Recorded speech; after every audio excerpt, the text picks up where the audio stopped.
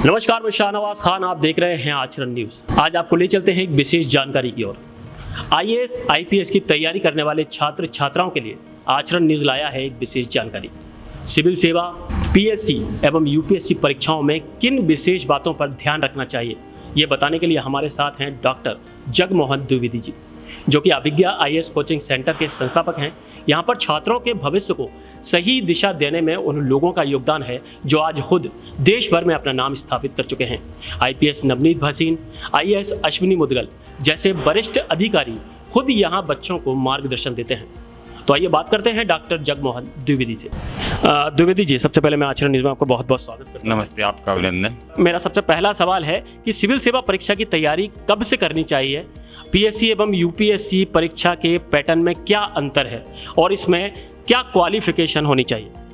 वैसे तो सिविल सेवा परीक्षा की तैयारी के लिए जो क्वालिफ़िकेशन है वो स्नातक है, लेकिन तैयारी में 3 से 4 साल का टाइम लगता है। तो अगर हम 12th पास करने के बाद ये तैयारी शुरू कर देते हैं, या जो बच्चे हैं वो 12th के बाद ही तैयारी शुरू कर देते हैं, तो उनका वो टाइम बच जाता है। अगर वो ग्रेजुएशन की बात करते तब भी उन्हें 3 साल देने हैं, तो इससे अच्छा है कि हम 12th पास करने के बाद ही तैयारी में लग जाए, तो अच्छा कर सकते हैं। दूसरा, पीएससी और यूपीएससी में बस एक थोड़ा सा इतना चेंज है कि यूपीएससी में एक ऑप्शनल सब्जेक्ट होता है, बाकी पीएससी ऑप्शनल सब्जेक्ट ख़त्म कर दिए गए हैं। दोनों के सिलेबस में 80% कॉमन है। अगर हम सिविल सर्विस की तैयारी करते हैं तो हमें अपने टारगेट में दोनों चीज़ों को साथ में लेकर चलना चाहिए। और कई बार ऐसा हुआ है, बहुत सारे ऐसे एक्सपीरियंस हैं, एक मेरा ऑब्जर्वेशन है, जिन लोगों ने अपना दोनों को टारगेट रखा उनने बहुत अच्छे रिजल्ट दिए, पीएससी में भी और यूपीएससी में। तो दोनों में साथ लेकर अपन चलेंगे तो बहुत अच्छा होगा। इस एग्ज़ाम में प्रीलिम्स, मेंस और इंटरव्यू 3 स्टेप होते हैं, और प्रीलिम्स स्क्रीनिंग टेस्ट होता है जनरली पीएससी और यूपीएससी दोनों में, और जो मेंस है उसके आधार पर और इंटरव्यू के आधार पर दोनों के मेरिट बनते हैं और उसके आधार पर चयन होता है, विभिन्न प्रकार की पोस्ट मिलती है। और भी कई सवाल हैं हमारे बीच, जनता से जुड़े सवाल हैं, क्योंकि कई लोग ये जानना चाहते हैं कि ग्वालियर में रहकर IAS IPS deputy collector DSP बना जा सकता है, और इसमें ग्वालियर चंबल क्षेत्र के अभ्यर्थियों की क्या संभावना है? ग्वालियर चंबल संभाग के जो अभ्यर्थी हैं उनमें बहुत पोटेंशियल है। आप देखोगे कि यहाँ के बहुत सारे जो बच्चे हैं हर साल पीएससी यूपीएससी में बहुत अच्छा परफॉर्मेंस करते हैं, और पिछला एमपीपीएससी का टॉपर ग्वालियर चंबल संभाग से ही है। बहुत सारे बच्चे यहाँ के आईएएस आईपीएस बन चुके हैं और देश में ग्वालियर चंबल संभाग का नाम रोशन कर रहे हैं। यहाँ पोटेंशियल बहुत अच्छा है, उनको सही गाइडेंस की ज़रूरत है, और ग्वालियर में रहकर तैयारी की जा सकती है। सब भ्रम है कि हम किसी बड़े शहर में जाएंगे तभी तैयारी कर पाएंगे। बड़े शहर में दूसरी तरह की समस्याएं होती हैं, वहाँ पर रहने की समस्या होती है, खाने की समस्या होती है, और एक फियर होता है। मैं खुद दिल्ली में रहकर जब मैंने तैयारी की तो मैंने ऐसा महसूस किया। इसी कारण से हमने यहाँ ग्वालियर में अपना सेंटर डेवलप किया कि यहाँ के बच्चों को हम यहीं ग्वालियर में रहकर IAS IPS deputy collector DC बना सकें। तो उनके लिए एक तरह से एक इंटीग्रेटेड कोर्स में डिज़ाइन किया हुआ है, जिसमें उनका प्रीलिम्स में और इंटरव्यू पूरी तैयारी करा के वो अच्छा एडमिनिस्ट्रेटिव ऑफिसर बने जो देश और समाज के लिए काम आए। मेरा अगला सवाल है, आप अभ्यर्थियों में सिविल सेवा मुख्य परीक्षा रणनीतिकार के रूप में जाने जाते हैं, इसलिए मेरा सवाल आपसे ये है कि आने वाली 17 दिसंबर को पीएससी प्रारंभिक परीक्षा है, उसके लिए क्या रणनीति होना चाहिए? वैसे तो मैं एक्चुअली मेंस पर ज़्यादा फोकस करता हूँ, लेकिन अभी चूँकि 17 दिसंबर को प्रीलिम्स का एग्ज़ाम है, और अभी अक्टूबर में, लास्ट अक्टूबर में मेंस का एग्ज़ाम भी शुरू हो रहा है। तो इन सब में दोनों एग्ज़ाम का थोड़ा सा नेचर अलग है। मेंस में आपको जितना ज़्यादा हो सके उतना लिखना है, आपको लिखने की प्रैक्टिस बहुत ज़्यादा करना है, बार बार आपको लिखना है। जितनी ज़्यादा बार आप लिखोगे उतना अच्छा परफॉर्मेंस कर सकते हो। प्रीलिम्स में आप जितना ज़्यादा ऑब्जेक्ट टाइप सॉल्व करोगे उतना ज़्यादा आपका परफॉर्मेंस रहेगा। तो प्रीलिम्स में आप पहले ऑब्जेक्ट टाइप सॉल्व कीजिए, फिर जो ऑब्जेक्ट टाइप नहीं बन रहे हैं उनके लिए आप डिस्क्रिप्शन में जाइए और उनको पढ़िए, फिर जहाँ पर आपको कन्फ्यूजन है दोबारा वहाँ पर पढ़िए, फिर ऑब्जेक्ट टाइप सॉल्व कीजिए। यानी ऑब्जेक्ट टाइप टू थ्योरी, इस प्रोसेस से काम करना है तो प्रीलिम्स निकालना आसान हो जाता है। अपने पर डे के छोटे छोटे गोल सेट करिए और उसके अकॉर्डिंग ही अपनी तैयारी करते जाइए, और सब जो सिलेबस है सिलेबस के अकॉर्डिंग अपने सब्जेक्ट खत्म करते चले जाइए। मेंस में लिखने का है, आपको पर डे 500 वर्ड्स लिखने ही हैं, ये आप संकल्प ले लीजिए तो आप मेंस बहुत अच्छे से निकाल सकते हो। तो मेरा अगला सवाल है, ग्वालियर में एक पीली खोटी हुआ करती थी, उसमें आप भी रहते थे। यहाँ के बहुत से अभ्यर्थी आईएएस आईपीएस अधिकारी बने, इन्हीं में से एक आईपीएस मनोज शर्मा पर फिल्म भी बनने की खबर सामने आई है, क्या है पूरी डिटेल में बताएं। एक्चुअली क्या है कि लगभग 2000 के आसपास, सन 2000 के आसपास बहुत सारे बच्चे इकट्ठे होकर एक पीली कोठी है जहाँ पर अपन महल गाँव से पहले तो वहाँ बहुत सारे बच्चे इकट्ठे हो गए। उन बच्चों ने अपना एक ग्रुप डेवलप किया और ग्रुप डेवलप करने के बाद तैयारी शुरू की। तो उसमें से बहुत सारे लोग IAS बने, IPS बने, डिप्टी कलेक्टर, DC बने, सेल टैक्स ऑफिसर बने, एक्साइज ऑफिसर बने, तमाम सारे पोस्ट पर पहुँचे हैं। कई सीनियर जूनियर मिलकर एक लगभग 50 से अधिक बच्चे उस बिल्डिंग में रहकर सिलेक्ट हो चुके हैं। हालांकि अब उसमें कोई कॉम्पिटिटर नहीं रहता है, पर एक माहौल था, एक एटमॉस्फेयर था। और उस समय बड़ा अच्छा एक चीज़ ये थी कि हम लोग सीनियर के जो गाइडेंस में ही तैयारी करते थे। कोई बहुत ज़्यादा कोचिंग इंस्टीट्यूट थे ही नहीं ग्वालियर में। सबसे ज़रूरी क्या था कि वहाँ हम लोग को मेंटरशिप अवेलेबल होती थी। तो हमारी अवज्ञा IAS की टीम ने भी एक कार्यक्रम रखा हुआ है, mentorship programme, MMP mains mentorship programme. उसके तहत हम एक एक बच्चे पर फोकस करते हैं, उनके डेवलपमेंट को देखते हैं, उनके प्रोग्रेस को देखते हैं। फिर साथ में ये देखते हैं कि वो मेंस उनका कितना अच्छा हो रहा है, प्रीलिम्स में क्या वीकनेस है, क्या पॉजिटिवनेस है, उनको एक निखारते हैं जी।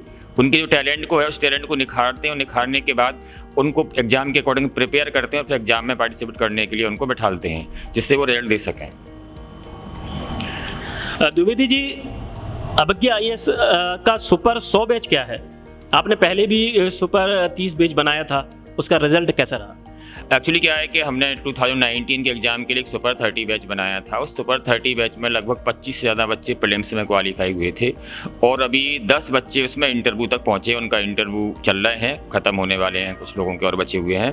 तो एक तरह से वैसे ही हम एक सुपर 100 बैच डेवलप कर रहे हैं। हम 100 बच्चों को इकट्ठा करेंगे, उन 100 बच्चों पर उनका प्रीलिम्स, मेंस, इंटरव्यू एक प्रॉपर एक बच्चे पर ध्यान देकर, उनकी स्ट्रेटजी को ध्यान पर रखकर, हर बच्चे की अलग अलग टैलेंट होता है, अलग अलग क्वालिफिकेशन होते हैं, अलग अलग वीकनेस होते हैं, अलग अलग पॉजिटिवनेस होते हैं। तो उनकी जो वीकनेस है उनको मिनिमाइज करना है और जो उनको पॉजिटिवनेस है उनको मैक्सिमाइज करना है।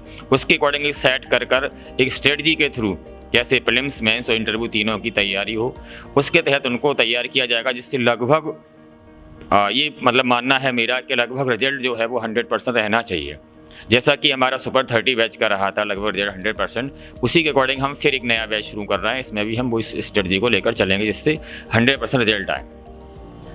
मेरा अगला सवाल है, एकेडमिक और स्कूलिंग का क्या प्रभाव होता है और क्या PSC ने अपना कैलेंडर जारी कर दिया है? हाँ, अभी PSC ने अपना कैलेंडर जारी किया है कि अगले एक साल में कौन कौन से कब प्रीलिम्स का होगा, कब मेंस का होगा, सारे एग्जाम का डिटेल दिया हुआ है। एक्चुअली क्या है कि ये सब बात ज़रूरी है समझना एक पेरेंट्स को भी और स्टूडेंट को भी कि उनके बच्चे में क्या पोटेंशियल है, क्या उनका स्कूलिंग का कोई फ़र्क पड़ता है या ग्रेजुएशन में उनके सब्जेक्ट क्या है उसका फ़र्क पड़ता है। पर सिविल सर्विस के एग्ज़ाम में ऐसा कुछ भी नहीं होता है। उन्हें जीरो से शुरू करना पड़ता है, चाहे आपकी स्कूलिंग अच्छी हुई हो चाहे बुरी हुई हो, चाहे आपका एकेडमिक बहुत अच्छा हो चाहे बुरा हो। जैसे अभी मैंने आपको बताया एक 12th फेल फिल्म बन रही है जिसमें जो उसके जो हीरो हैं मनोज शर्मा, वो 12th में फेल हो जाते हैं, उसके बाद तैयारी करते हैं, 12th पास करते हैं, ग्रेजुएशन करते हैं और IPS बनते हैं जी। तो मेरे ख्याल में जो आपकी स्कूलिंग है या एकेडमिक है या कॉलेज है उसमें आपने कितना अच्छा परफॉर्मेंस किया उससे कोई फ़र्क यहाँ पर नहीं पड़ता है। यहाँ की शुरुआत जीरो से होती है, यानी आपको रीस्टार्ट करना होता है अपने आप को रीस्टार्ट करना है। आपको जीरो से आप शुरुआत कीजिए, अपने स्ट्रेटजी को देखकर, अपने सिलेबस को देखकर और टू द पॉइंट आप पढ़ना शुरू कर दिए तो आप सिलेक्ट हो सकते हो। छात्र कितने समय में कंप्लीट कर सकते हैं, ऐसा कुछ इनका टाइम्स वगैरह? वैसे तो क्या है कि कई सारी चीज़ें हैं, जैसे अब थोड़ा बहुत अगर स्कूलिंग अच्छी होती है तो उससे हेल्प तो मिलती है, ये बात सही है, पर एक टाइम लगता है लगभग 2 से 3 साल। PSC UPSC निकालने में 2 से 3 साल का टाइम तो लगता है। अब चाहे आप ग्रेजुएशन के बाद दे लो चाहे आप ग्रेजुएशन के पहले दे लो, तो अच्छा है कि आप 12th पास करने के बाद ही जो पेरेंट्स हैं अपने बच्चों के या जो बच्चे हैं वो अपना कैरियर सेट करें और 12th के बाद ही जुट जाएं, तो वो ज़्यादा अच्छे से वो रिजल्ट दे सकते हैं। एक्चुअली क्या है, 12th पास करने के बाद बच्चे के पास एनर्जी बहुत होती है और वो पढ़ाई से जुड़ा हुआ रहता है, तो उसकी जो पढ़ाई को हम कंटिन्यू कर सकते हैं इसमें, तो वो अच्छा रिजल्ट देता है। जैसा भी जितने भी मैंने अभी देखे कि 2019 में जो हमारे बच्चे इंटरव्यू दे रहे हैं उनमें ज़्यादातर बच्चे वो हैं जिन्होंने फर्स्ट अटैम्प्ट में दिया है। और तैयारी करने का थोड़ा तरीका डिफरेंट होता है। जैसे अधिकांश लोग जो पढ़ाते हैं वो क्या करते हैं, प्रीलिम्स ही पढ़ाते रहते हैं, पर पहले मैं मेंस तैयार करवाता हूँ, फिर प्रीलिम्स पर आता हूँ और इंटरव्यू की तैयारी साथ में चलती रहती है। तो एग्जाम के पैटर्न के अकॉर्डिंग पढ़ने का तरीका, पढ़ने की स्ट्रेटजी थोड़ी सी हमारी डिफरेंट है, जिससे हमारे जिससे कि रिजल्ट ज़्यादा से ज़्यादा निकल सकें। तो ये थे छात्रों को आईएएस आईपीएस की तैयारी कराने वाले शिक्षक डॉक्टर जगमोहन द्विवेदी, जिनसे हमने आपको रूबरू कराया। अगर आप भी सिविल सेवा पीएससी व यूपीएससी परीक्षाओं में से किसी की तैयारी कर रहे हैं और इस दौरान आपको कोई परेशानी आती है, तो आप हमारे कमेंट्स बॉक्स में अपने सवाल भेजकर बड़ी आसानी से डॉक्टर द्विवेदी से मार्गदर्शन ले सकते हैं। हमारा ये वीडियो आपको पसंद आया हो तो इसे लाइक और शेयर जरूर करें और अपनी राय कमेंट्स बॉक्स में जरूर भेजें। देश दुनिया की सभी खबरें व जानकारी पाने के लिए देखते रहिए आचरण न्यूज, हर कदम आपके साथ। देश दुनिया और राज्यों की सभी खबरें देखने के लिए जुड़े रहिए आचरण न्यूज से। आचरण न्यूज, हर कदम आपके साथ।